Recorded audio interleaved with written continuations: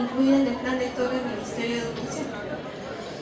Y La Ruta de los Cálculos, un viaje por el Perú. Sus libros están traducidos en inglés, francés, italiano y alemán. Ha dictado conferencias en América Latina, Europa, África y Estados Unidos, y participado en el vuelo del Pisco de History Channel, emitido en 40 países. Desde el 2012 tiene el blog Oranem en la plataforma de la UNED. Está incluida en el Diccionario Biográfico del Perú Contemporáneo de Emilia Batres y fue distinguida por la Asociación Nacional de Universidades Panamericanas, Baysdorf de Nivea Perú y la Municipalidad Distrital de Atre. Sin más que decir, le doy el paso y le pido por sus aplausos. Bueno, muchísimas gracias. Tengo que agradecer en primer lugar al COES. No puedo descifrarlo todavía, pero digo que es un baluarte de la juventud, de las sucesivas juventudes, porque entiendo que estos seminarios se organizan desde hace 20 años. Y también agradecer a las autoridades que facilitan que haya un continuo. Acá siempre hay eventos que son el primero, y siempre se quedan en el primero. Entonces, el hecho de que haya ya una trayectoria de 20 años dice mucho de la labor de esta universidad, la labor de sus autoridades y el tesón de los estudiantes que generación tras generación vienen haciendo estos eventos. Y yo aquí estoy nerviosísima porque es el tiempo que me daba conferencias, ¿no?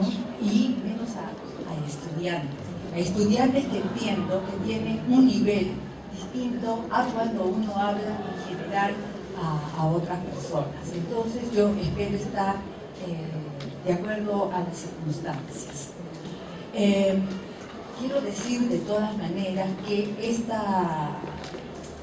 algunas aproximaciones que le daré durante esta conferencia son parte, no son solo una parte de una investigación larga que me permitió la Universidad San Martín de Porres y que debo agradecer especialmente al padre Johan Leeuwida por su paciencia.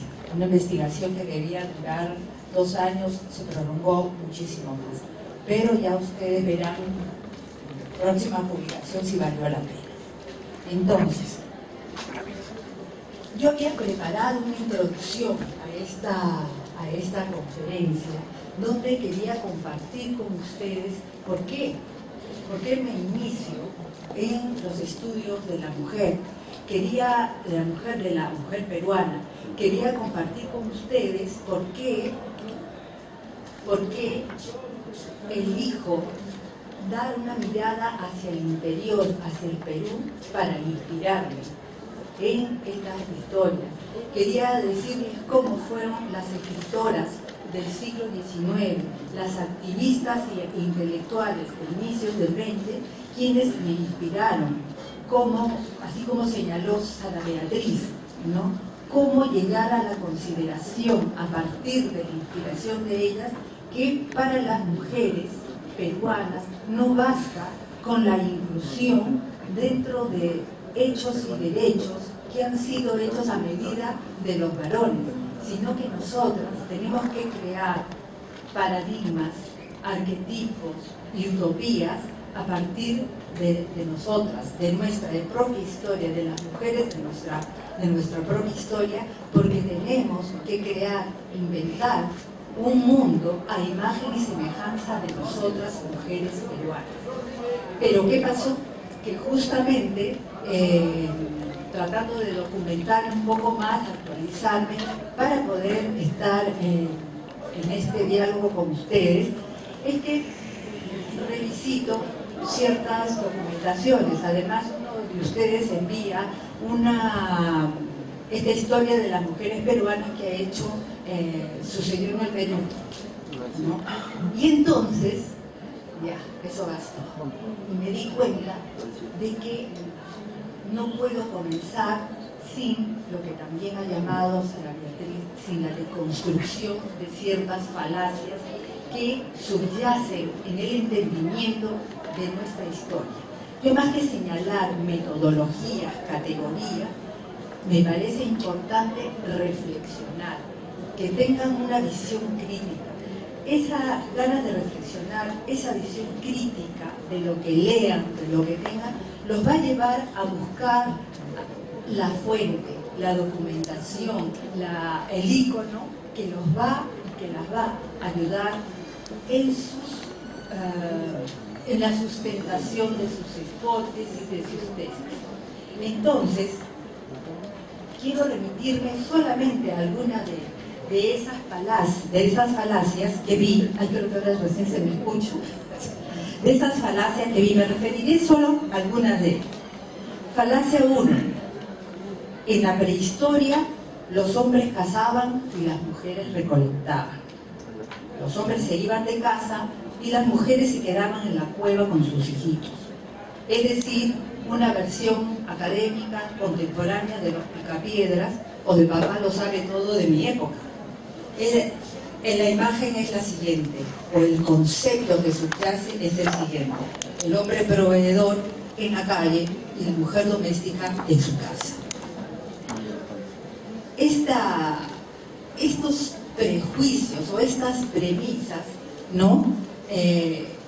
Fueron durante los últimos años del siglo XX y comienzos de este, digamos, controversiales y respondidas por la llamada arqueología de género, que se ha ido desarrollando tanto en Europa como en Estados Unidos. Entonces, las arqueólogas de estas universidades, las arqueólogas que se han inscrito en lo que se llama arqueología de género, que no es uniforme ni homogénea, son diferentes vertientes, pero lo que han hecho las arqueólogas es revisitar lugares que ya eran conocidos, han revisitado materiales que eran conocidos para hallar esa huella perdida de las mujeres. Y con respecto a la cacería llegaron a la siguiente conclusión. En primer lugar, la cacería de grandes dimensiones, han sido estos mastodontes que nos enseñan en las láminas de internet, era producto de una cacería colectiva. Es decir, no solamente estaban los hombres allí, sino era cacería comunal. Es decir, participaban también las mujeres y los niños y las niñas, porque poder abordar un animal de tales dimensiones necesitaba toda una estratagema.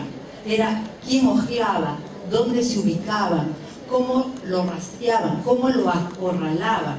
Entonces era una actividad colectiva.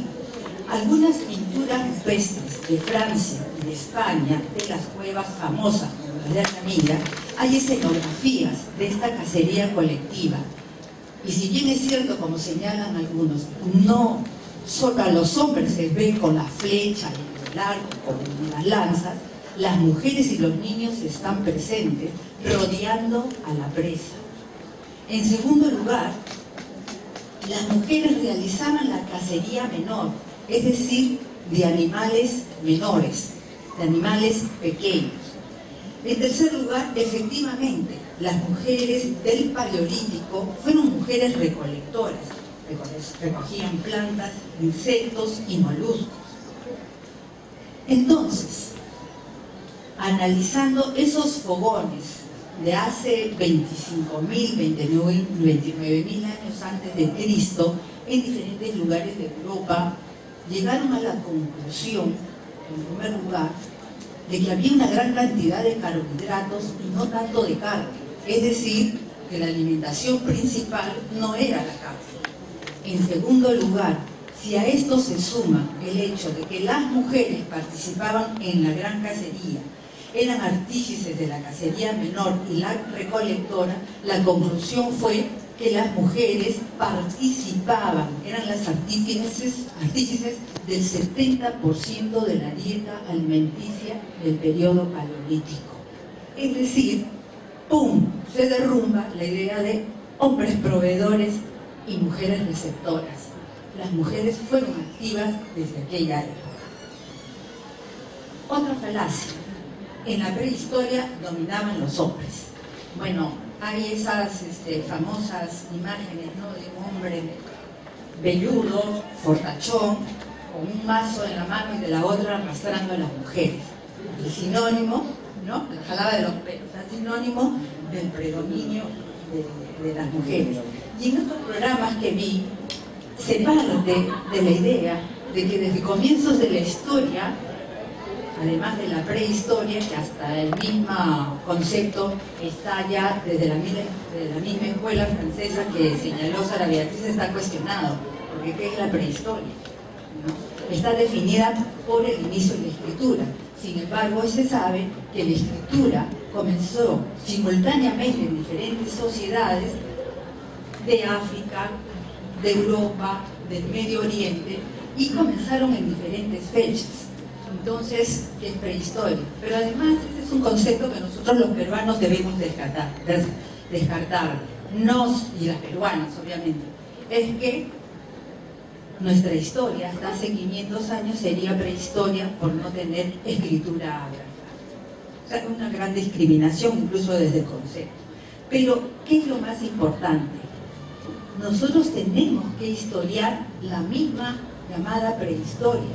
Es decir, si nosotros nos remontamos a una historia que va de 29.000 a 5.000 años, ¿no?, que comienza la edad de bronce, no podemos pensar que las sociedades humanas fueron igualitas durante los 25.000 años.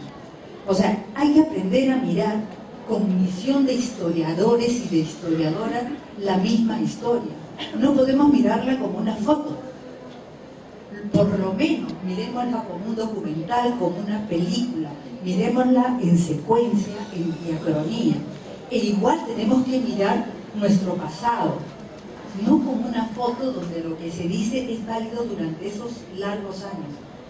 Imagínense, sé que en estas épocas la velocidad del tiempo histórico es mayor, pero la vida que yo viví, la juventud que yo viví hace 40 años, estoy segura que es muy diferente de la que viven ustedes, y será diferente de sus hijas y de sus nietos.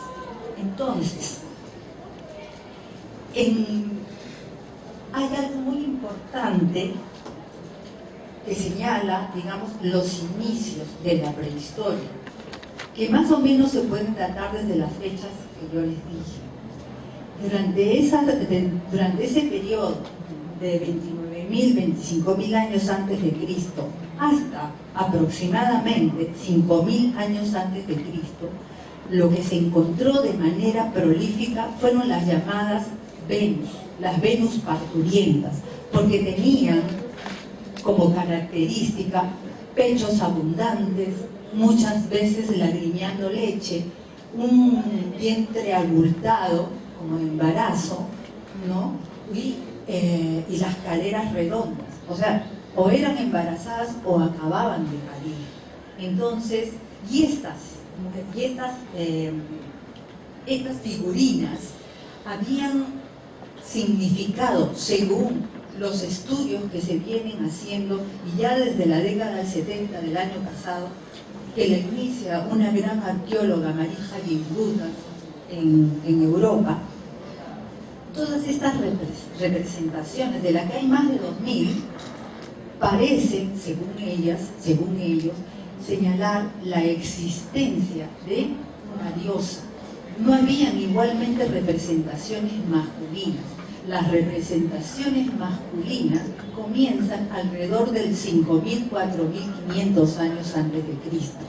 Entonces, si tomamos en cuenta que las representaciones, el arte expresa un imaginario, un ideal, un paradigma de vida, se podría pensar que fue la diosa o las diosas las que estuvieron en el centro y en el eje hegemónico del sistema de ideas, de la religión, y cómo en las ideas dominantes en una sociedad refleja el modo de vida, entonces se llegó a la consideración, además tomando en cuenta todos estos hallazgos anteriores que les di de la importancia de la mujer en la sobrevivencia del grupo, que estas sociedades eran matrilocales. Ojo, estoy diciendo matrilocales, no matriarcales. Bueno, esta es la segunda falacia. La tercera tiene que ver ya con nuestra historia. Cuando se compara a los varones con las mujeres del antiguo Perú, se asume que hay mayor representación de hombres que de mujeres, que hay un registro mayor de imágenes masculinas, de esculturas masculinas. O sea, se señala, ¿no?, y se asume esta cantidad como un indicio de predominancia. ¿Será verdad? ¿Será verdad que hay mayor cantidad de representaciones masculinas que de femeninas? ¿O será que se atribuye a priori la representación masculina a los personajes que se hallan, en especial si este personaje o estos personajes están dotados con características de poder? Un ejemplo: en la iconografía mochica, en la cultura mochica, según los arqueólogos, señalan que hay 4 personajes principales que están en una iconografía.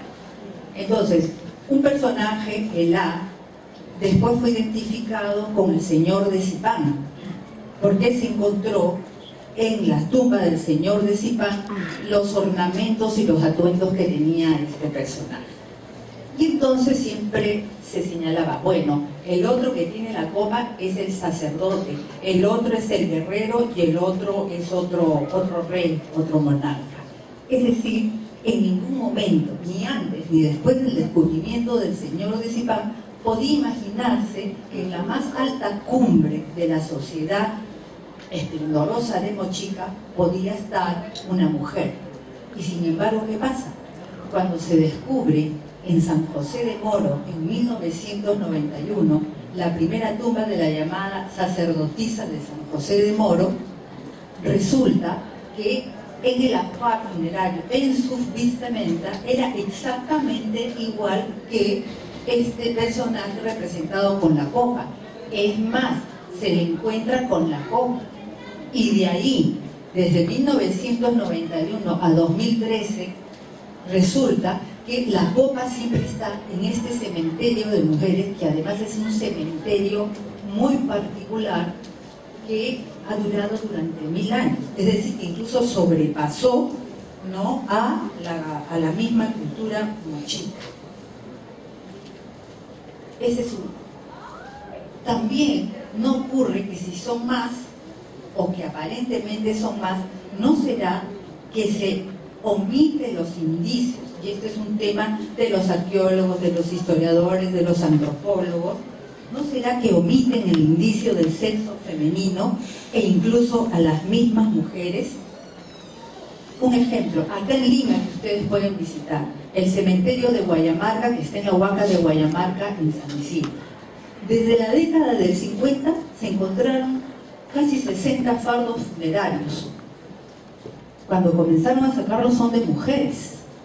Es más, hay 2 de ellas que han estado siendo exhibidas en el Museo de Sitio, que se llama La mujer de los cabellos largos, porque tiene unos cabellos que miden 2 metros. Posteriormente, en la década del 90 se encontraron otros 50 más. Sin embargo, ¿quién lo sabe? ¿Ustedes lo sabían antes que yo se los diga? Entonces, cuando se trata de mujeres, y que además muchas de ellas, con sus claros signos de élite y de alto rango, se diluyen. O sea, no se toma importancia, no se le cuenta. Hace poco, el año pasado, se ha encontrado en el castillo de Guarmey unos 64 fardos funerarios, de los cuales 58 son de mujeres, con un ajuar que se estuvo exhibiendo en el Museo de Arte de Lima. Una cosa impresionante. Sobre esto voy a hablar más adelante. Igual en Pachuca.